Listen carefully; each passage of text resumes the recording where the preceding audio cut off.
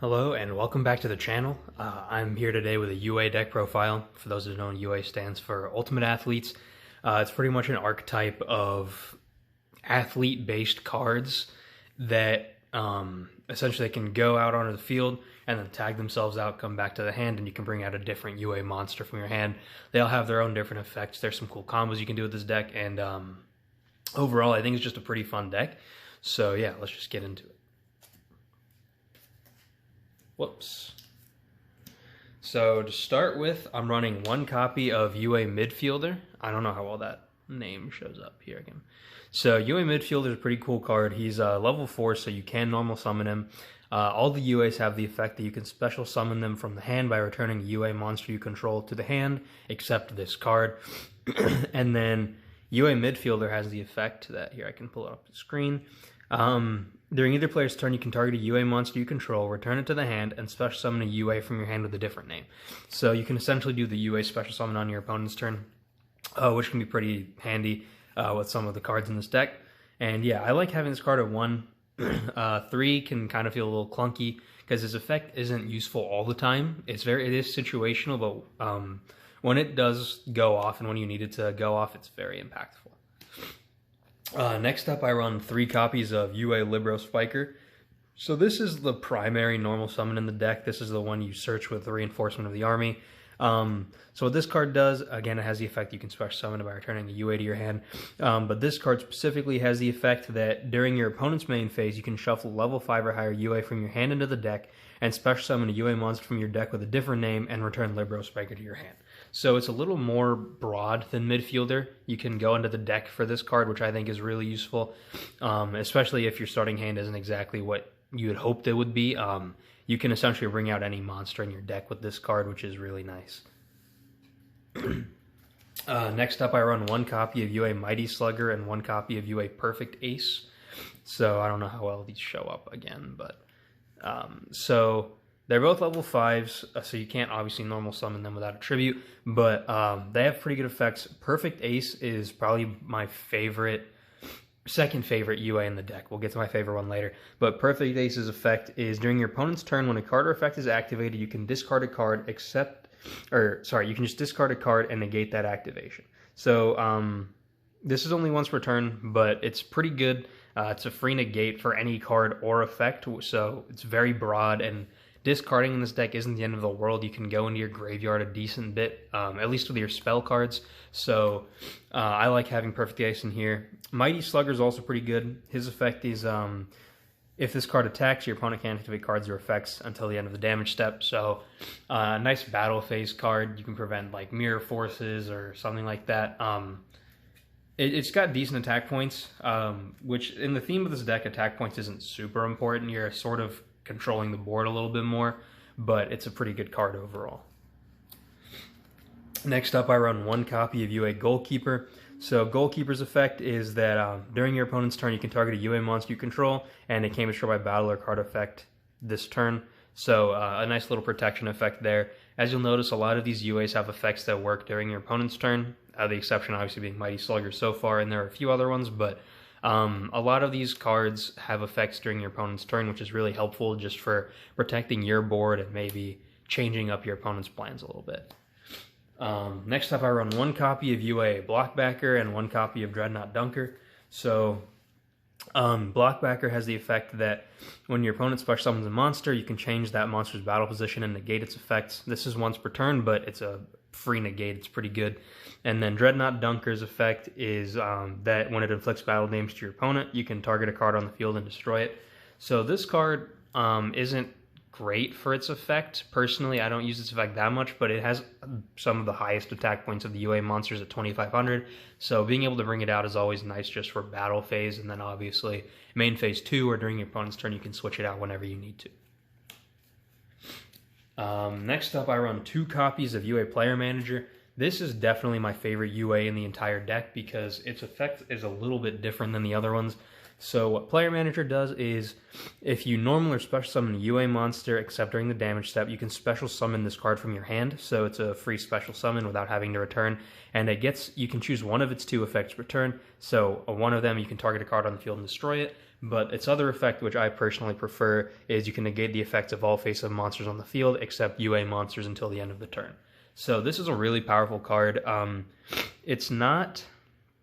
it says you can only use once per turn, obviously, but if you special summon and say your opponent has like a pretty strong board and you're able to negate its effects with a player manager, return maybe like a Libero Spiker or whatever's in your hand to go into a Dreadnought Dunker, that can be very useful. And again, it's pretty easy to search these UAs. There's a few search spells, which I'll get into later in the deck profile. And so getting into this card is pretty easy, but I don't run 3 of it just because it can get kind of clunky. Obviously, you don't want to hard draw into this and not have a UA monster you can normal summon. So it's not a card I would recommend running at 3, but at 2, it's very useful. And then my last UA monster in the main deck, I run 1 Playmaker. This card has the highest attack of any UA at 2600, and his effect is when another UA monster you control declares an attack, you can have this card lose 800 attack, and that monster gains 800 attack. And so you can attack with this card and then use its effect on another attack as well. So it's pretty useful just to have during battle phase, similar to like Dreadnought Dunker, for example. Like I said, a lot of these UAs don't have crazy high attack points, so getting that little power boost is pretty useful. Next, I also run 1 copy of Planet Pathfinder. This card is essentially just a terraforming. You normal summon it, tribute it, search field spell. This deck is very field spell heavy, so being able to get that search is really useful. Those field spells are really important for most of your combos, and they kind of start your plays off a little bit, so I really recommend running at least 1 Planet Pathfinder. Next, I run 2 copies of Alpha Master of the Beasts. This is just a good card for going second. If your opponent has a strong board, you can bring him out as a free special summon. And I don't really run any other beast monsters in this deck, but with his effect, you can return beast monsters you control to the hand, and return an equal number of cards from your opponent's side of the field to the hand. So it's pretty good as just like a special summon, return to hand, and you can sort of get rid of 1 card in your opponent's field, or you can keep it as a 3000 beater. That's really up to you. But I really like playing this card, and obviously during a game, if you need to, this is probably the first card I would side out. And then I run 1 Ash Blossom. I only have the 1 Ash Blossom, so I run it, but if you have more, you could put them in here. I just like having some hand traps in this deck for protection. And that's it for the monster cards. Going into the spells now, I run 3 copies of the field spell UA Hyper Stadium. So this is probably the most important spell card in the deck. It has the effect that when it's activated, you can add a UA monster or FA monster from your deck to your hand, or add a UA Stadium from your graveyard to your hand. For those that don't know, UA Stadium is another field spell card. And it has the effect you can reveal a field spell in your hand and then pay 1,000 life points, and you can normal summon a UA monster in addition to your normal summon this turn, which is pretty useful. Obviously, getting more monsters on your field means you can switch out more monsters, I guess, or tag out more monsters, however you want to say it. Since you only have the 2 monsters, Libero Spiker and Midfielder, to normal summon, being able to search with this card is also really useful in the deck. And then next, I run 2 copies of the UA Stadium field spell. This card is slightly worse than Hyper Stadium, but it's still pretty good. If I normal summon a UA monster to my side of the field, I can add a UA monster from my deck to my hand, which is not once per turn. So if I use Hyper Stadium's effect, reveal UA Stadium, I get the additional normal summon. Then I can play UA Stadium, and with my 2 normal summons, I can get 2 searches, assuming it doesn't get ashed or whatever, which is pretty good. And then once per turn, if UA monster is special summoned to my side of the field, all monsters I control gain 500 attack. So again, a little attack boost just to support your UA monsters that maybe aren't the strongest. Next up, I run 3 copies of UA Signing Deal. Now this is probably my favorite search card in the deck. So what it does is you can special summon a UA monster from your deck, its effects are negated, and it can't be used as a Synchro or Xyz material, and then you lose life points equal to its level times 300, and you can only activate 1 Signing Deal per turn. So it's a pretty good card because you can go into pretty much any UA monster you want to. It doesn't have the level 4 or lower restriction like Reinforcement of the Army.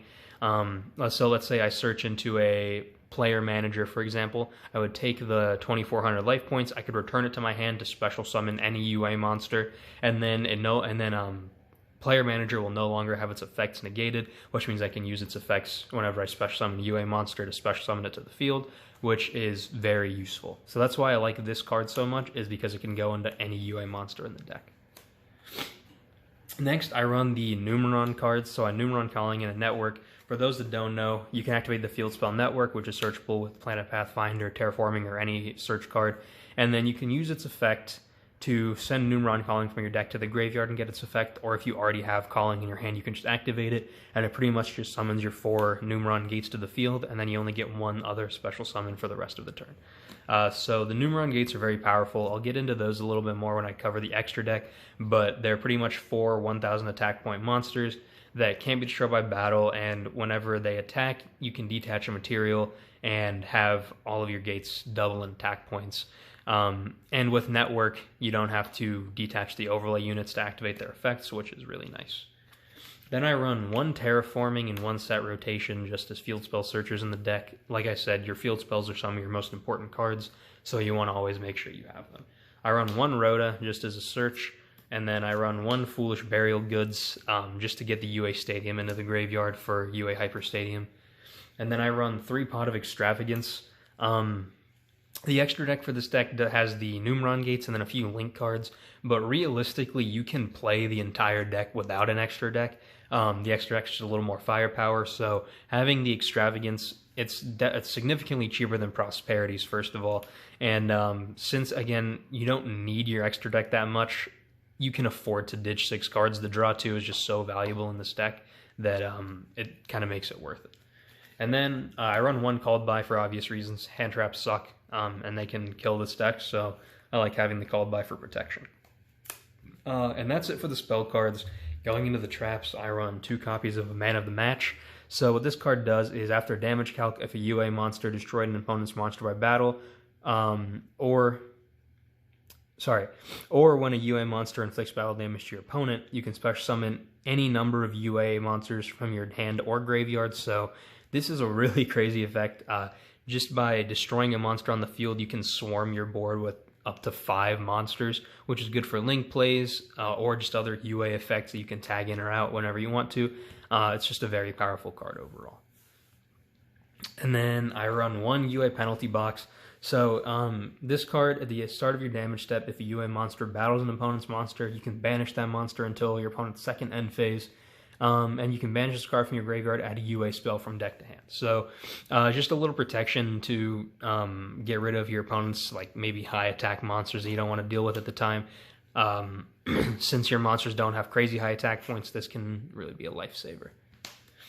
And then finally, I run 3 copies of Imperm. Again, it's just a generic hand trap in the deck. You can switch it out for Ash Blossoms, Ghost Ogres, Veilers, whatever you wanted to. I just like the Imperms in this deck personally. That's it for the main deck. Now for the extra deck. Like I said earlier, I run the Numeron gates, so I run 3 copies of Gate 1, 2 copies of Gate 2, 2 copies of Gate 3, and 2 copies of Gate 4.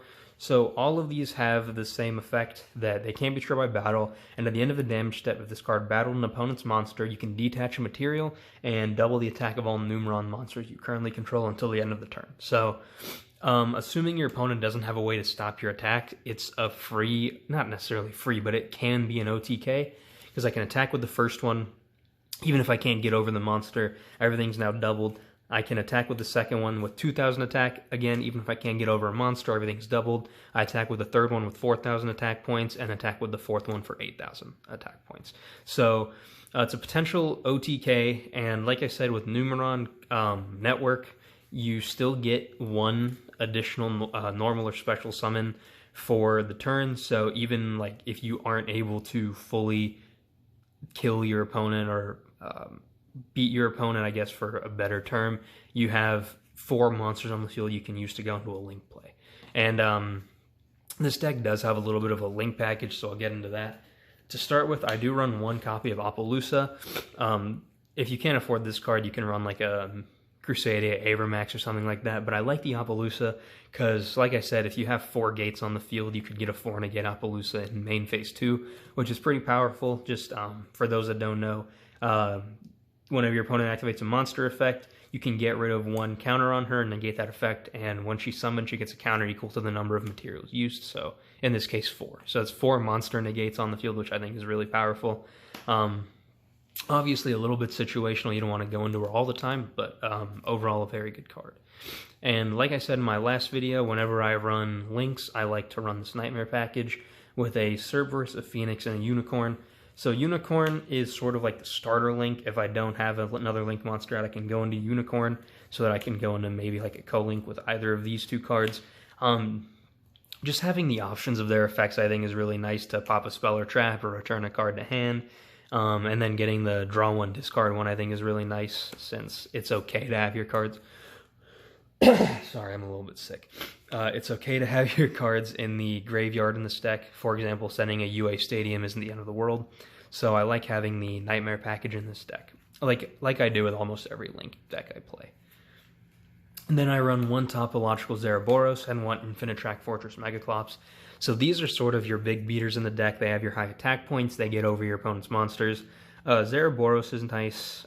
He only needs 2+ effect monsters, Link 4 though, so like I said, your Numeron Gates would be a free Link summon into either of these cards, really.